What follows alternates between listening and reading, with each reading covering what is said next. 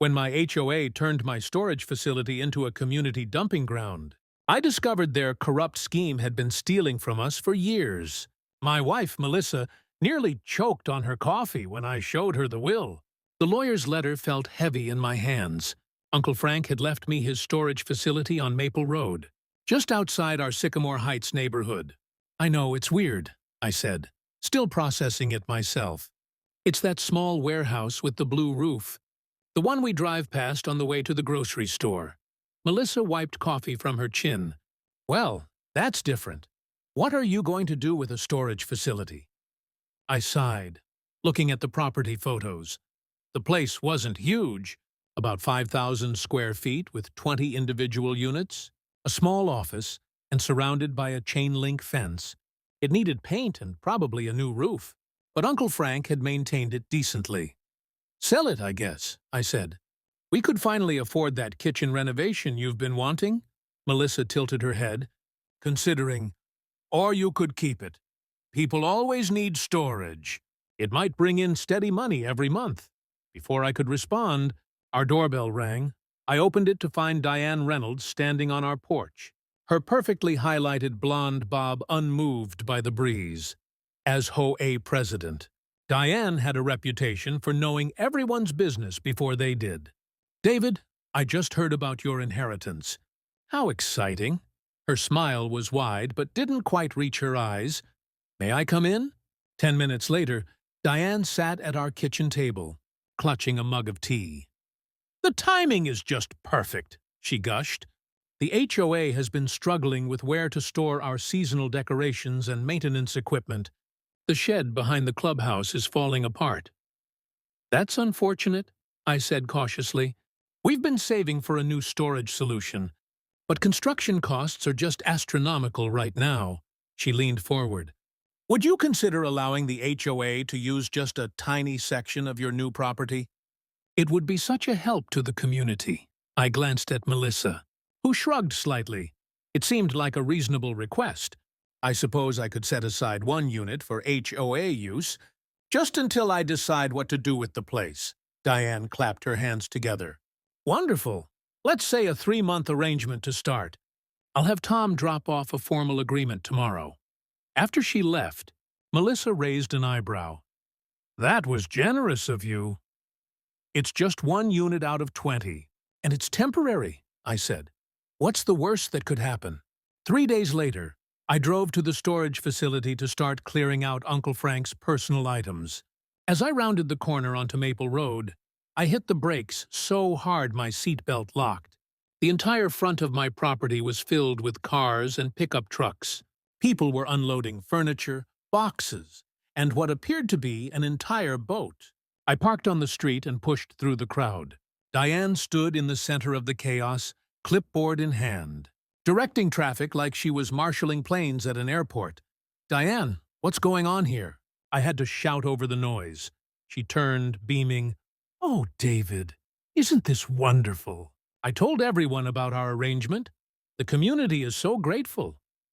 "Our arrangement was for 1 unit for HOA equipment," I said, watching in horror as Mr. Gunderson wheeled a motorcycle into unit number 6. "Well, yes, technically," she said. "But when I announced it at our emergency board meeting, everyone got so excited. We realized this could solve so many storage problems for our residents." My jaw dropped. "You can't just—" "The Jensen family is moving next month and needed temporary storage," she continued, ignoring my protest. "And the Wilsons are renovating their basement, oh, and the Gundersons needed somewhere for their summer vehicles." I spotted Diane's husband, Tom, backing his truck toward the entrance. Inside the bed sat their entire patio furniture set and what looked suspiciously like a vintage pinball machine. "Wait, this isn't what we agreed to," I said firmly. "I need to ask everyone to stop." "David," Diane cut me off, lowering her voice and gripping my forearm. "The board unanimously voted to amend the bylaws yesterday. All common-use facilities must be equally accessible to paying members. Since you've designated this as a community resource, everyone has equal rights to it." She pressed a printed document into my hand. The top read, "Bylaw Amendment 47:3. Community storage access. This can't be legal, I sputtered. I own this property. It's not even within HOA boundaries.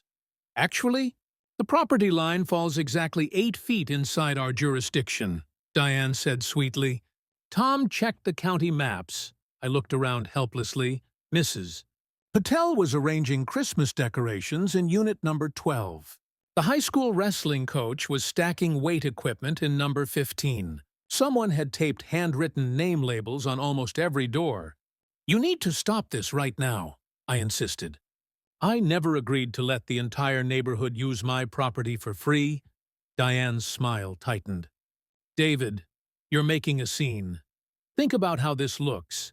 Do you really want to be the person who takes back a generous offer to your neighbors after they've already started moving in? That's not very community-minded. Several people had stopped to watch our conversation. One of them was Karen Mitchell, our street's self-appointed decoration monitor, who had written me up twice for having my Christmas lights up 3 days past the acceptable removal date. Is there a problem? Karen asked, arms crossed over her designer workout wear. I've already cleared my garage to make room for my new home gym equipment. You can't back out now. I felt trapped. 20 pairs of eyes stared at me, waiting.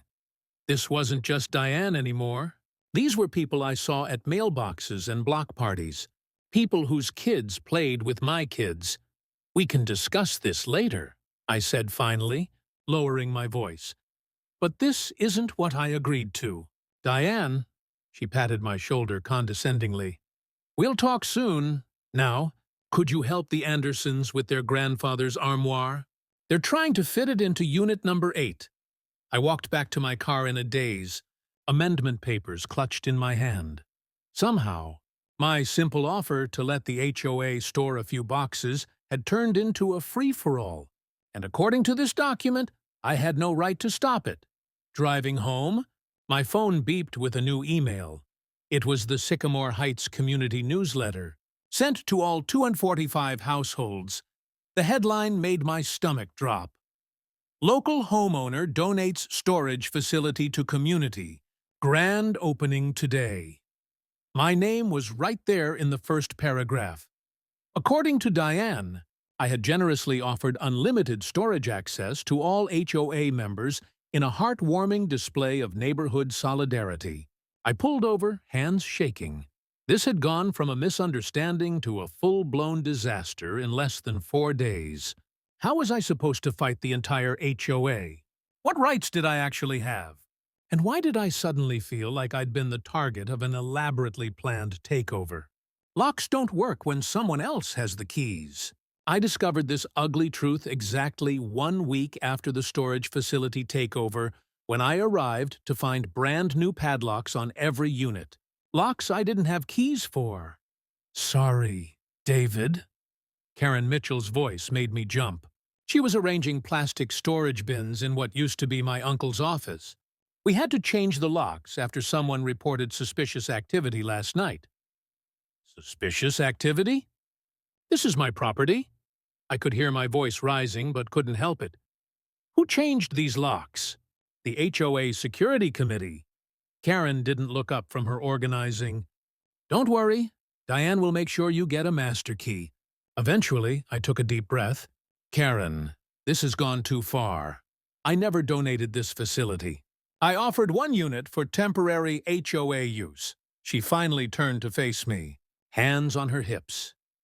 That's not what the community newsletter said. Not what Diane told everyone at the emergency meeting either. Her eyes narrowed. Are you calling our HOA president a liar? Before I could answer, my phone rang. It was my boss, wondering why I wasn't at our 9:30 meeting. I had to leave, promising myself I'd sort this out after work. But by 5:00 p.m., things had gotten worse. The facility parking lot was full again, with neighbors unloading even more items. Someone had hung a hand-painted sign that read, Sycamore Heights Community Storage, over my uncle's old Frank's Storage Solutions sign. I spotted Mrs. Patel struggling with a heavy box and rushed to help her. Thank you, David, she said gratefully. My husband's bowling trophies. We're renovating our basement and needed somewhere safe for them. Mrs. Patel, I'm sorry, but there's been a misunderstanding, I said. I never agreed to let everyone use this place for free. Her face fell. But the newsletter said, I know what it said, I interrupted gently. But it's not true. Diane never asked me about opening the whole facility to everyone. Mrs. Patel looked confused, but she showed us the paperwork. Your signature was on it. My blood went cold. My signature? Can you describe this paperwork? It had the HOA logo at the top, something about property donation for community use. She shifted uncomfortably. It said you were honored to continue your uncle's legacy of community service. Uncle Frank had been a grumpy loner who once chased kids off his lawn with a garden hose. Community service wasn't exactly his thing. I thanked Mrs. Patel and drove straight to Diane's house, fury building with every mile. Her pristine white colonial came into view, its perfectly trimmed hedges and color-coordinated flower beds screaming, I follow the rules I created. Diane wasn't home, but her husband, Tom, was mowing their already perfect lawn. David, he killed the engine. What brings you by?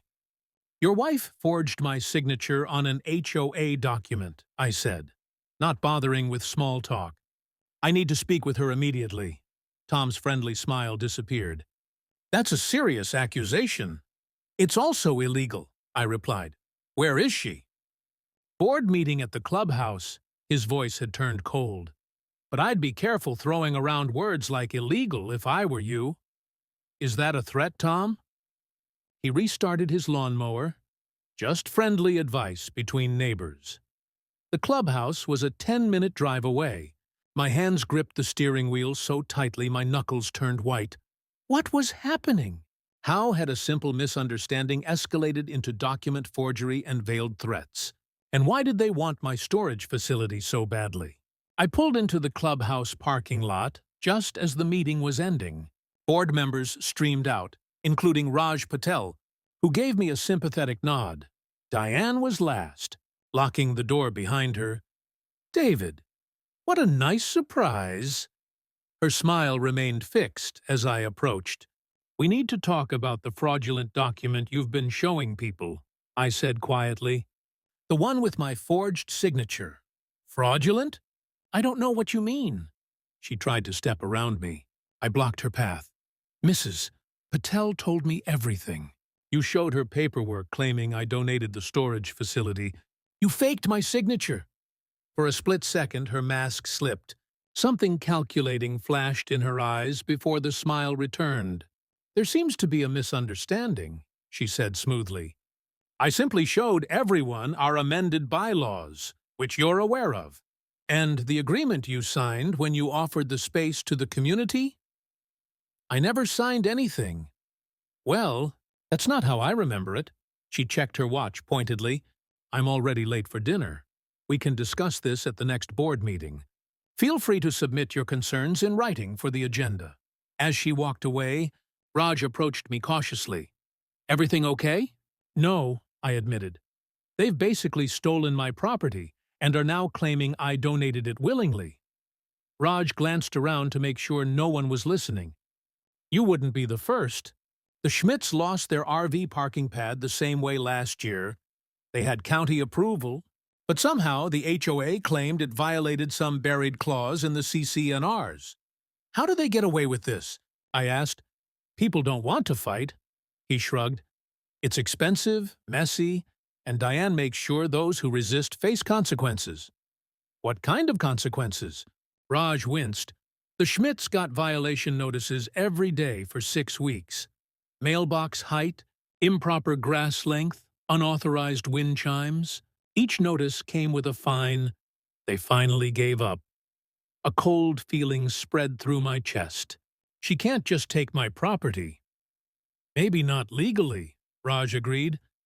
But she has the HOA's legal fund at her disposal, while you'd be paying out of pocket. Most people decide it's not worth the battle. I drove home in a daze. Trying to make sense of it all, the storage facility wasn't particularly valuable. It needed repairs and updates.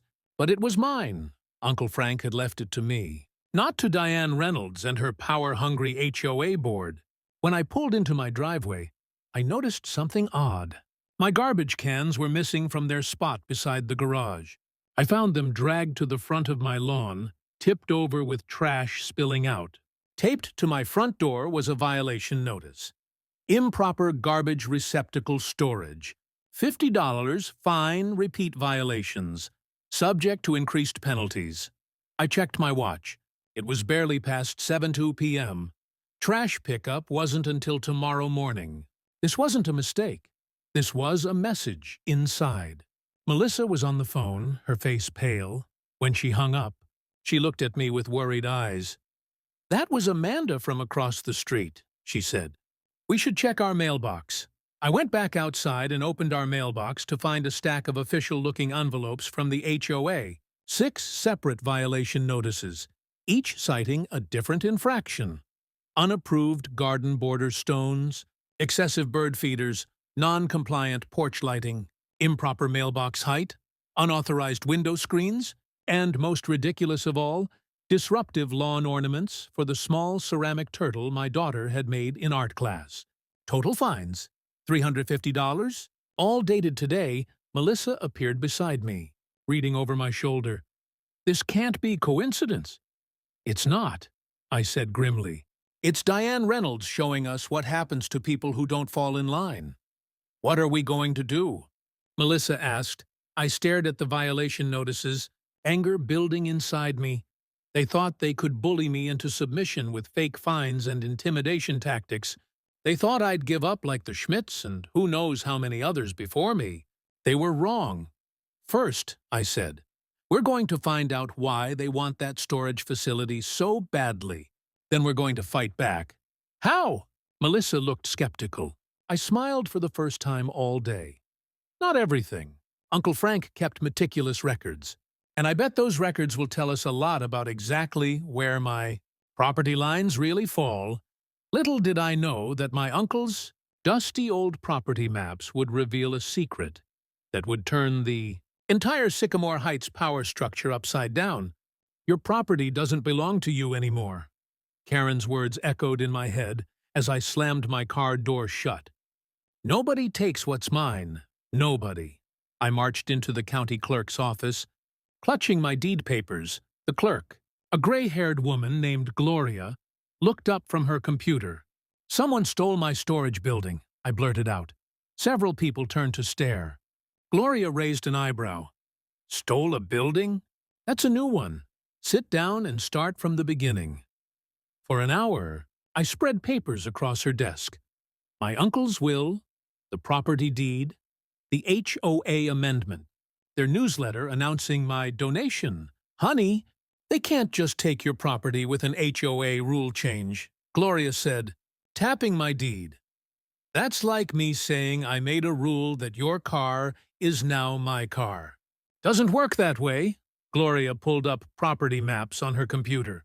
"Look here, your storage facility sits on this parcel, and the HOA boundary line runs."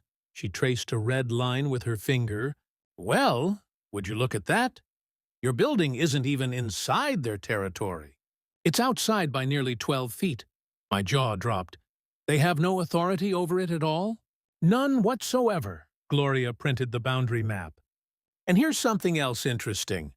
The county sent violation notices to your HOA 3 times last year about improper equipment storage.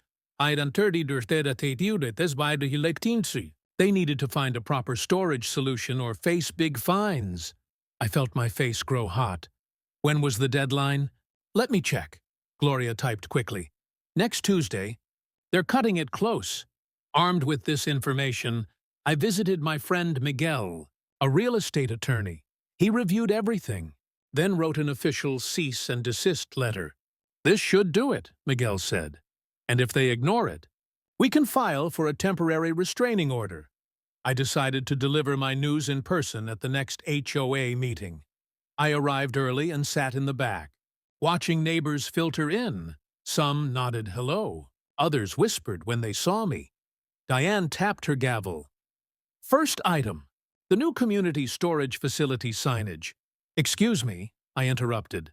standing, "I'd like to discuss that facility." Diane's smile froze. "David, how nice of you to join us. We were just discussing the sign options for the community storage area." "Funny timing," I replied, walking to the front. "I've spent this week researching property law." A hush fell over the room. Tom Reynolds pulled at his collar.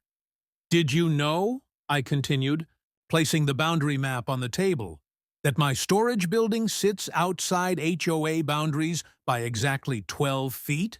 I had it professionally surveyed yesterday." Karen jumped up. "That's impossible. We checked." "Did you?" I turned to her. "Or did you just assume?" "Because county records are very clear." I placed another document on the table. "And here's something else interesting. The HOA has been cited 3 times for improper equipment storage. You're facing a $110,000 fine unless you find a solution by next Tuesday." Diane's smile vanished completely. "We've been transparent about our storage needs." "Really? Then explain this."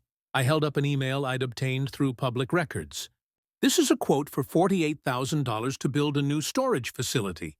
Dated exactly 1 day before you showed up at my door with your community benefit proposal." The room erupted, neighbors turning to each other, voices rising. "You were going to steal my property to avoid paying a fine. You changed the HOA rules specifically to take what's mine." Karen stood up, pointing at me.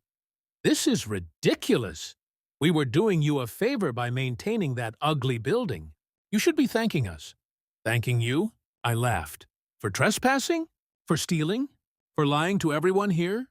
Diane banged her gavel repeatedly. "Order! We have a binding agreement." "No, we don't." I slid Miguel's letter across the table. "My attorney disagrees. You have until this weekend to remove your belongings." An older couple in the corner started clapping. Then another neighbor joined in. Soon, half the room was applauding. Diane's face turned dark red. "This meeting is adjourned," Diane shouted over the noise as people filed out. Several neighbors patted my shoulder. "Good for you," one whispered. Walking to my car, I spotted Raj, my neighbor from across the street. "That was quite a show," he said, falling into step beside me. "But be careful. Diane doesn't lose gracefully." "What could she possibly do now?" I asked. Raj looked at me with concern. "I've lived here 10 years. When the Johnsons questioned the pool renovation budget, their yard was suddenly full of code violations. When the Garcia family complained about the noise rules, their approved home addition was mysteriously revoked." A chill ran down my spine. "You think she'd retaliate?" "I know she would." Raj glanced back at the community center. "And Tom works for the city planning department. They have connections." I thought about my beautiful yard, my recent fence installation, my home business that operated under a special HOA exemption. "What should I do?" I asked. Raj smiled slightly. "I didn't say give up, I said be careful, and maybe start documenting everything about your property right now. Take pictures, measurements, everything. Because I guarantee they're already planning their next move." I drove home, wondering what would happen next. I'd won this battle, but the war was just beginning. And from the look in Diane's eyes as I'd left, she wasn't just angry, she was out for blood. What would she target first? My house, my yard, or something I hadn't even considered? A chainsaw's roar ripped me from sleep at 6:17 a.m. I jumped out of bed and ran to the window. 3 men in yellow vests were cutting down my prized oak tree. I rushed outside in my pajamas, heart pounding. "Stop! What are you doing to my tree?" The workers paused. One man in a hard hat approached, clipboard in hand. "HOA emergency removal order, sir. This tree has been marked as dangerous." Dangerous? That tree is perfectly healthy. I just had it checked last spring. He handed me a paper. "Not according to this inspection report. Says there's root damage threatening the sidewalk and power lines." The report was dated yesterday and signed by Diane Reynolds as HOA president. My hands shook with anger. "This is my property. You can't just—" "Sir, We have proper authorization. You can take it up with your HOA, but we have a job to do. I called Melissa at work. They're cutting down our oak tree, the one we hung the kids' swing on. What? Why would they do that? Revenge, I said, watching as another branch crashed to the ground. Pure revenge. I drove straight to Diane's house. Still wearing my slippers, she answered the door in tennis clothes, racket in hand. David, what a surprise. I'm just heading out for my morning game. You know exactly why I'm here, I said through clenched teeth. My tree, the one my kids grew up climbing. She tilted her head with fake sympathy. Oh, that terrible situation. But the inspection found serious safety issues. We can't risk having a tree fall and hurt someone. It was fine until I exposed your storage scam. Diane's smile hardened. Careful with accusations, David. They could be considered defamation. She checked her watch. I'm late for tennis, by the way. I noticed your fence yesterday. It appears to be 6 inches taller than regulation height. Expect a notice. Before I could respond, she brushed past me to her car. By the time I returned home, my beautiful oak was nothing but a stump. Melissa stood in the yard, tears in her eyes. 30 years old, she whispered. We've had family photos taken under that tree. The next morning, a violation notice appeared on our door. Fence height violation, 100 he. $50. Fine. The day after that, unapproved mailbox design, $100 fine. Then, excessive bird feeders, $75 fine. Unauthorized garden stones, $50 fine, and improper house numbers, $80 fine. They're trying to break us financially, Melissa said. Looking at the growing pile of citations, I wasn't the only target. Raj received 6 violations in 3 days after he questioned Diane at the mailboxes. The elderly Schmidts, who had applauded me at the meeting, suddenly faced complaints about their rose garden, which had won neighborhood awards for 8 years running. We need to fight back together, I told Melissa. This isn't just about our storage building anymore. I invited Raj and the Schmidts over for dinner. Harold Schmidt, a retired man with thick glasses and suspenders, brought a bulging folder. They picked the wrong people to bully. Mrs. Schmidt said, serving herself salad. Harold was a contract lawyer for 40 years, Harold nodded. This goes beyond normal HOA nonsense. I've been digging through their financial records, their public documents, though they don't advertise that fact. He spread papers across our dining table. Look here, last year, the HOA collected $85,000 specifically for playground renovation. The playground that's still broken? Melissa asked. Exactly. And see this company that received a $40,000 deposit? Harold pointed to an invoice. Try our construction. Guess who owns it? Tom Reynolds' brother-in-law, Raj answered. I checked state business registrations. My mouth fell open. They're stealing from us, Harold nodded grimly. For years, inflated landscaping contracts, fake consulting fees, mysterious administrative expenses. They've been treating the HOA account like their personal piggy bank. Mrs. Schmidt pointed to another document. And anyone who asks questions gets pushed out. Remember the Hendersons? Their yard was suddenly full of violations after Jeff Henderson asked for a financial audit. They moved away rather than fight.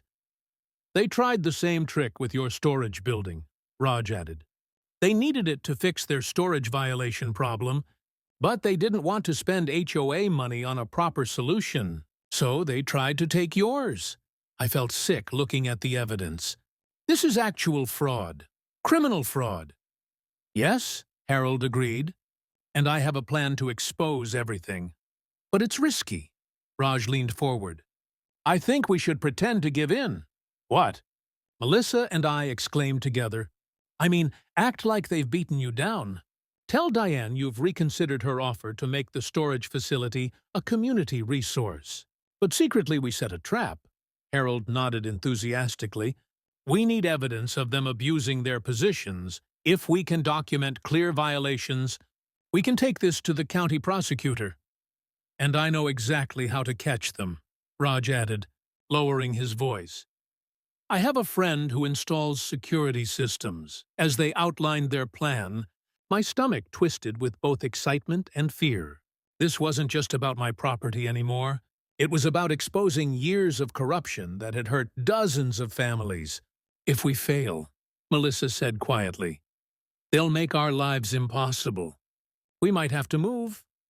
And if we do nothing, Mrs. Schmidt replied, they'll keep stealing from everyone and bullying anyone who speaks up. I looked at the stump of my oak tree, visible through the window. The tree my daughter had climbed as a child. The tree that had shaded our yard for 30 summers. I'm in, I said, surprising myself with how steady my voice sounded. But we need to be smart. Diane and Tom have connections all over town. Then we need better connections, Raj said with a mysterious smile. My cousin works for the local newspaper. How do you feel about going public with what we know so far?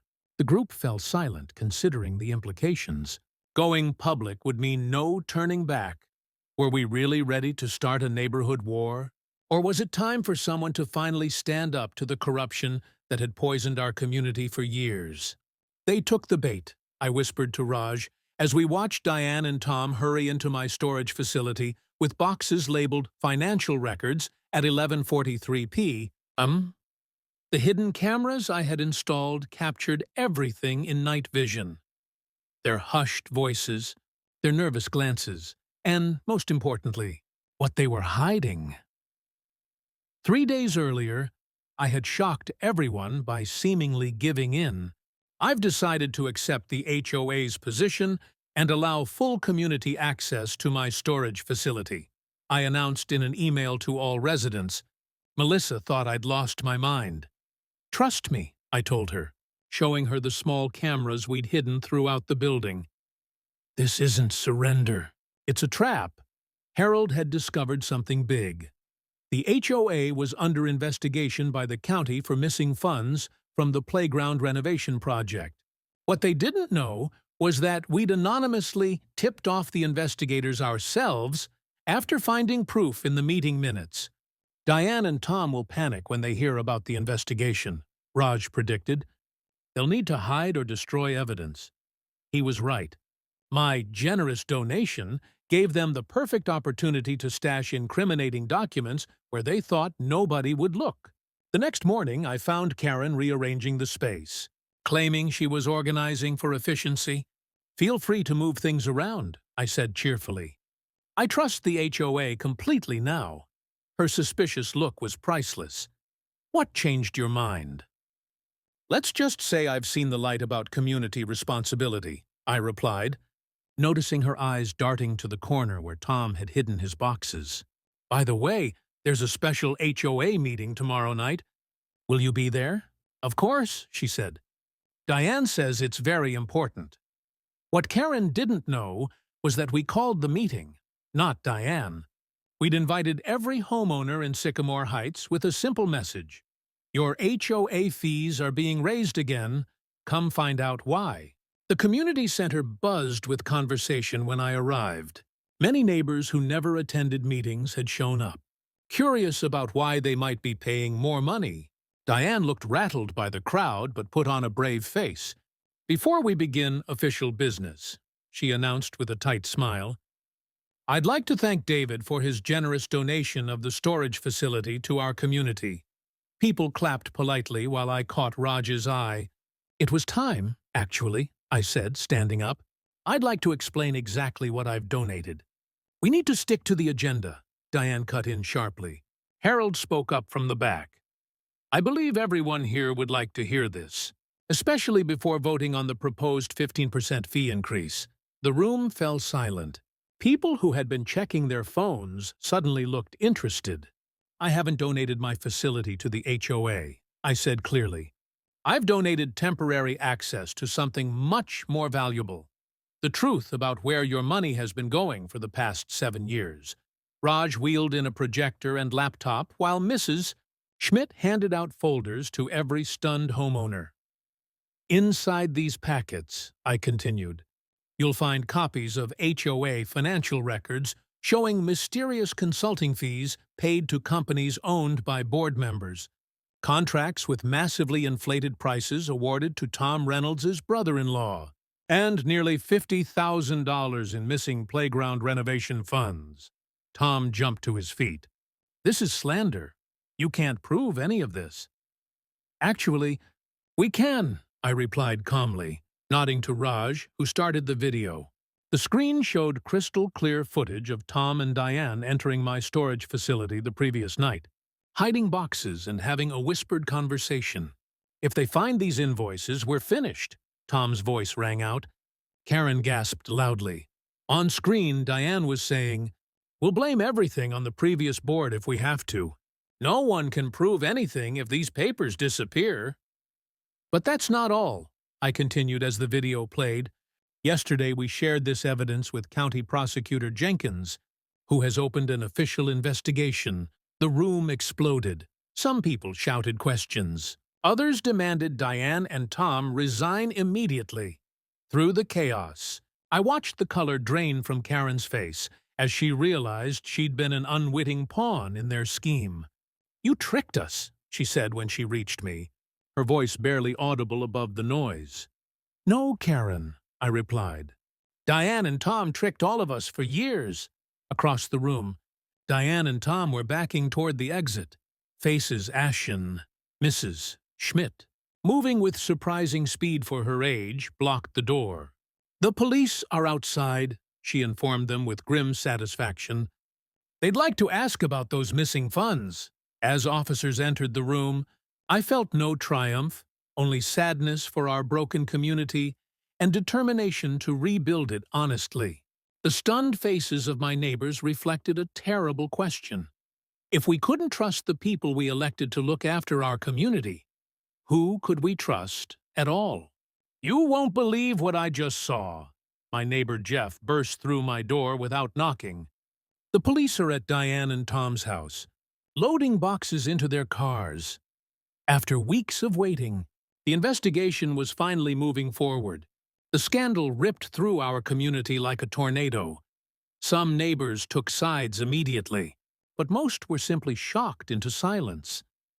The day after the meeting, people gathered in small clusters at mailboxes and driveways, whispering about stolen playground funds and secret kickbacks. My phone rang constantly with questions I couldn't answer. What happens now? Became everyone's burning question.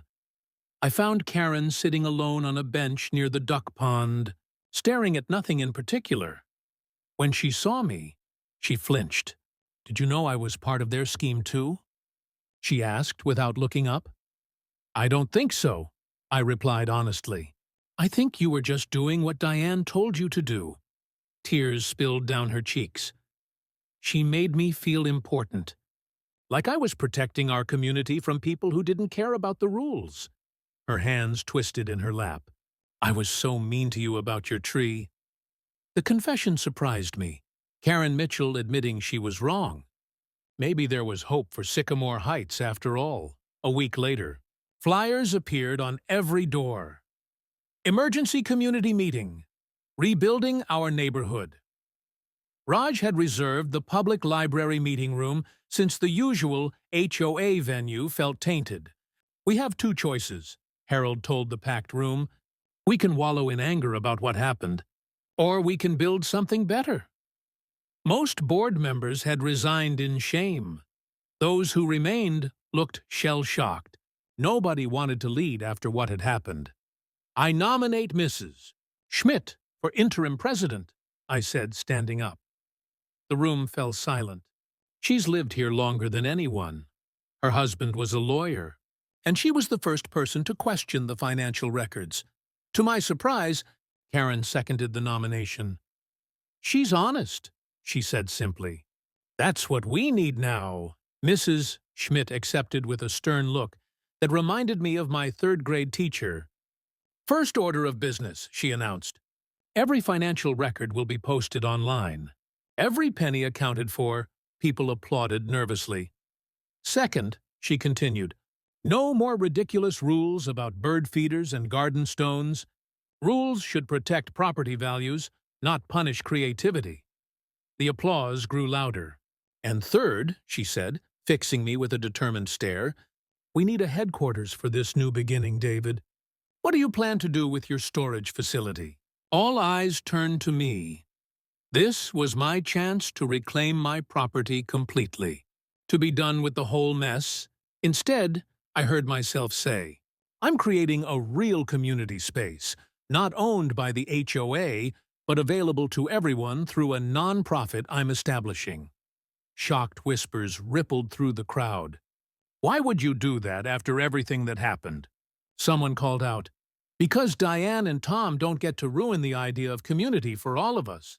I answered, they stole money and abused power, but they can't take away our neighborhood unless we let them. 2 months later, I stood amazed as volunteers transformed my old warehouse. Melissa had designed a layout with a tool-lending library, meeting space, and even a small coffee corner. Raj's accounting firm donated shelving units.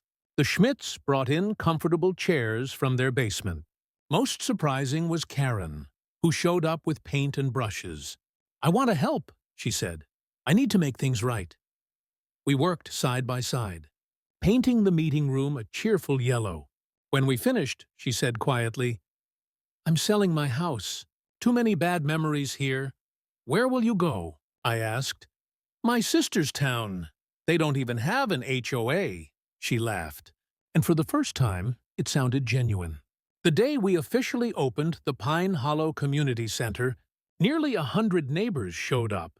Children played on the newly cleared grounds. Adults chatted, awkwardly at first, then with growing warmth. Melissa squeezed my hand as we watched. Funny how things turn out, she said. You inherited a storage building and ended up with something much bigger. A lesson in unintended donations, I agreed. That evening, I checked my mail and found an envelope with no return address. Inside was a cashier's check for $112,000 and a note. For the tree, I'm sorry, Tom. The next day, I took the check to the nursery and bought 20 oak saplings. The following weekend, neighbors gathered with shovels and wheelbarrows. We planted trees in every spot where Diane had ordered hazardous removals over the years. As we worked, I noticed something remarkable. People who hadn't spoken in years were laughing together. Children ran between the planting sites, carrying watering cans too big for them, even Mrs. Schmidt smiled as she directed operations from a lawn chair. Clipboard in hand, standing back to admire our work, dirt under my fingernails and sweat on my face, I felt someone beside me. It was Jeff, looking thoughtful. You know what amazes me? He said. How one person standing up can fix what seemed broken beyond repair. I shook my head. Not one person. All of us together. I looked around at my transformed neighborhood. Not perfect, still healing, but alive with new possibility. And I realized that sometimes the most powerful thing you can donate isn't a building or money, but the courage to say enough when something is wrong. Would our community have found its voice if the HOA hadn't pushed too far with my storage facility? I'll never know for sure, but I'm grateful every day that they did. Have you faced an HOA nightmare like this? Share your story in the comments below, and let us know where you're watching from. Your experience could inspire others to stand up to petty tyrants. Subscribe to HOA Tragedies for more stories of ordinary people taking on corrupt HOAs. Your support helps us expose these injustices. Thanks for watching HOA Tragedies. If this story made you cheer or shake your head, hit that like button and share your thoughts below. We post new HOA battles every week, so subscribe to catch the next one.